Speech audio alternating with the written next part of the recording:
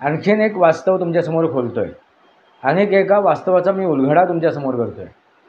मित्रांनो, आता सध्या होळीचं पर्व चालू आहे आणि ह्या होळीच्या पर्वामध्ये दिवाळीचा सुरुवात पर्व, तो महोत्सव, तो उत्सव साजरा केला जातो आहे. बलुचिस्तानमध्ये तर बलुच्यांनी तर ती ट्रेनच हायजॅक केली आणि अनेक म्हणजे हजार शेकडोनी पाकिस्तानी सैनिकांना काय केलं, जन्नतला पाठवलं. तसंच आता पाकिस्तानमध्ये अनेक भारतीय मोस्ट वॉन्टेड जे अतिरेकी होते त्यांना एक एक करून यमसदनास पाठवायची मालिकाच जणू भारताने केली आहे असं म्हणायला हरकत नाही. शेवटी यदा यदा ही धर्मस्य ग्लानिर्भवती भारत अभ्युतानाम अधर्मस्य तदात्मानाम सुजाम्य. शेवटी धर्माचं संरक्षण करण्यासाठी अशा अधर्म्यांचं अंत करणं आवश्यक आहे.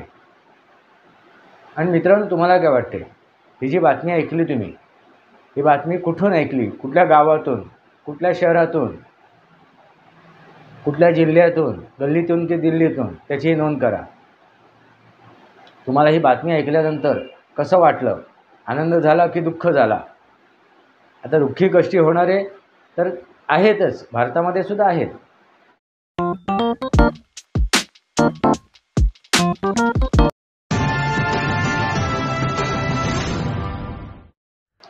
नमस्कार मित्रांनो, वास्तवावर बोलू काहीतरी शृंखलेमध्ये पुन्हा एकदा आपलं स्वागत. आणखीन एक वास्तव तुमच्यासमोर खोलतो आहे. अनेक एका वास्तवाचा मी उलगडा तुमच्यासमोर करतो आहे.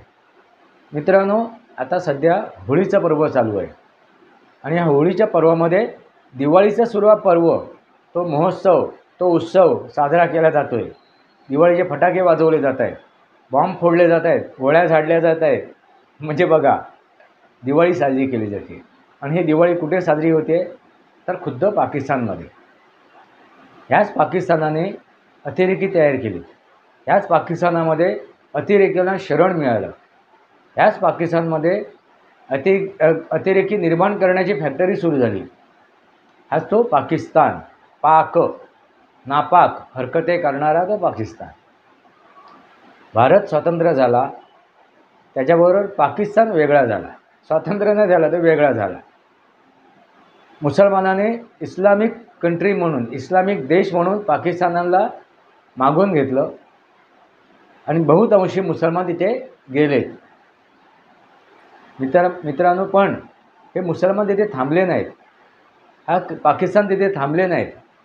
तर त्यांनी भारताच्या विरोधात कुभांड रचायला सुरुवात केली, षडयंत्र रचायला सुरुवात केली आणि काश्मीरच्या मार्फत आता भारताच्या विरोधात त्यांनी अनेक युद्ध लढली आणि ते पराभूतसुद्धा झाले. पण आता जी दिवाळी साजरी केली जाते, ती दिवाळी कशा प्रकारची आहे, तर अज्ञात इसम येतो आहे आणि भारताचे जे मोस्ट वॉन्टेड अतिरेकी आहेत, भारताला जे हवेत मोस्ट वॉन्टेड आहेत अतिरेकी पाकिस्तानाचे, त्या पाकिस्तानातील अतिरेक्यांना, मोस्ट वॉन्टेड अतिरेकांना कोणतरी अज्ञात इसम येऊन गोळ्या झाडून जातो आहे, बॉम्ब टाकून जातो आहे, त्याला यमसदनास पाठवतो आहे, त्याला 72 हुरांकडे पाठवतो आहे, त्याला जन्नत प्रदान करतो आहे. म्हणजे विचार करा मित्रांनो, काय घडते, पाकिस्तानची हालत काय आहे. भुके कंगाल झालेला देश. बलुचिस्तानमध्ये तर बलुच्यांनी तर ती ट्रेनच हायजॅक केली आणि अनेक म्हणजे हजार शेकडोनी पाकिस्तानी सैनिकांना काय केलं, जन्नतला पाठवलं, 72 हुरांकडे पाठवलं. आणि आता त्यांचा पाक हे चालू आहे, पाक महिना चालू आहे. आणि ह्या पाक महिन्यामध्ये असं त्यांना काय मिळते, जन्नत प्राप्त होतो आहे म्हणायला हरकत नाही मित्रांनो. काय त्यांचा आता हा जे सण चालू आहे रमजान, आणि या रमजानमध्ये रमजान मुबारक केलं जाते. आणि आता असंच रमजान मुबारक म्हणून हाफिज सईदला वर पाठवलं आहे. आता ते किती तथ्य आहे ते अजून जाहीर झालेलं नाही, पाकिस्तानने ते जाहीर केलेलं नाही. पण पाकिस्तानचे पत्रकार ट्विट करत आहेत आपापल्या परीने ते सोशल मीडियामध्ये ही बातमी पसरवत आहेत की हाफिज सईद जिवंत नाही आहे. हाफिज सईद 72 हुरांना भेटायला जन्नतमध्ये गेलेला आहे. आणि त्याचा जो उजवा हात होता अबू कादरी, कातील काय कादरी असं काहीतरी नाव आहे त्याचं, तो तर जागेवरच गेला. त्याचा ड्रायव्हरसुद्धा घायल झाला. त्याचे जे अंगरक्षक होते ते सुद्धा 72 हुरांना भेटायला गेले. आता हा अज्ञात इसम कोण आहे, हे अज्ञात शूटर कोण आहेत, ह्याचा अजून खुलासा होत नाही आहे. आणि असे कॅनडामध्ये सुद्धा घडलं. या निज्जरला, खालिस्तानी अतिरेक्याला निज्जरला यमसदनास पाठवलं, 72 हुरांकडे पाठवलं असंही म्हणायला हरकत नाही. तसंच आता पाकिस्तानमध्ये अनेक भारतीय मोस्ट वॉन्टेड जे अतिरेकी होते त्यांना एक एक करून यमसदनास पाठवायची मालिकाच जणू भारताने केली आहे असं म्हणायला हरकत नाही. कारण खुद्द पाकिस्तान ते आरोप लावते भारतावरती. भारताची रॉ एजन्सी हे घडवते. आणि जर तसं असेल तर आम्हाला आनंदच आहे. आम्ही ते स्वागत करतो आणि आम्हाला ते मान्यसुद्धा आहे. कारण अशी नापाक हरकतं, नापाक ज्या कृत्या करणारे आहेत, असे पाकमध्ये बसलेले, पाक नव्हे नापाकमध्ये बसलेले असे जे अतिरेकी आहेत त्यांना एक एक करून 72 हुरांकडे पाठवलं जाते, अल्लाकडे पाठवलं जाते. आणि ह्या पाक महिन्यात, म्हणजे बघा विचार करा, सिरियामध्ये काय होते, सिरियामध्ये काय होते तर 2 जमाती, 2 जाती, एक सुन्नी आणि शिया एकमेकांच्या विरोधात आहेत.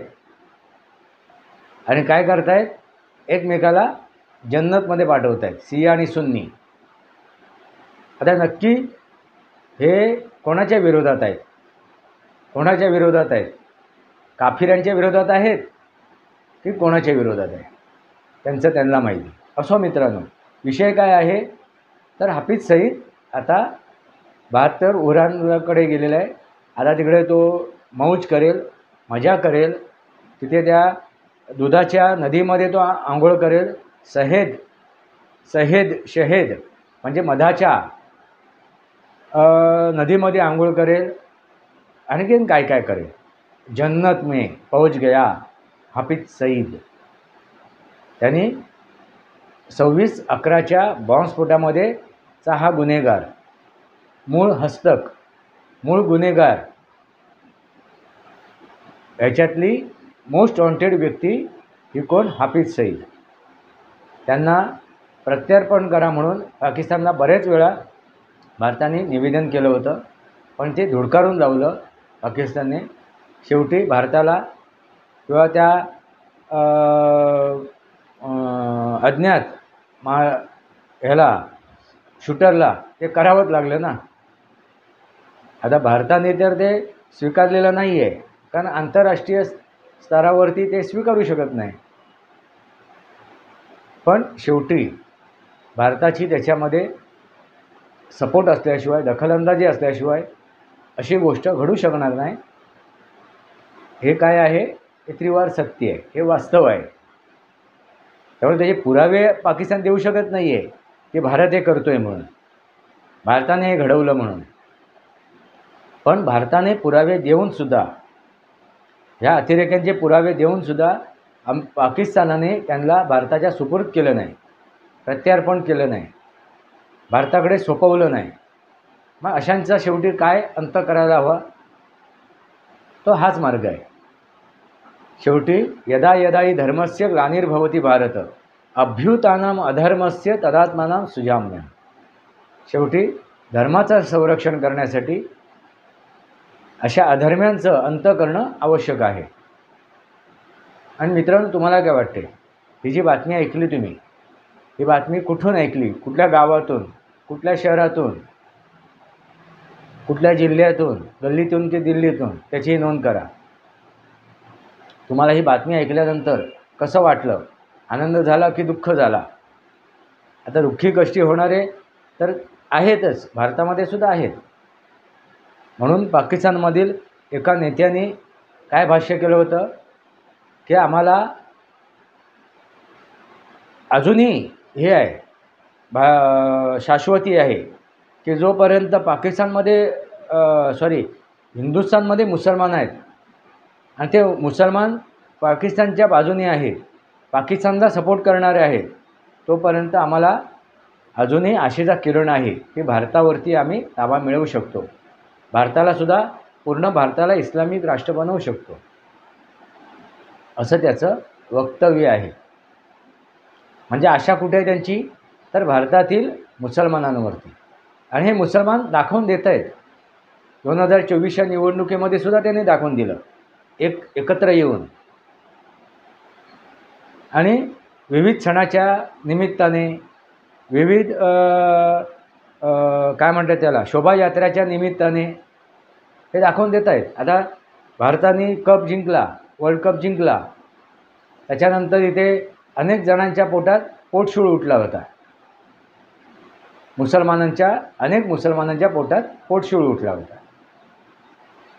म्हणजे विचार करा मित्रांनो, ज्यावेळी रोहित शर्मा आऊट झाला त्यावेळी ह्यांनी फटाके फोडले होते, कोणी मुसलमानाने. मालवणमध्ये ती गोष्ट घडली होती.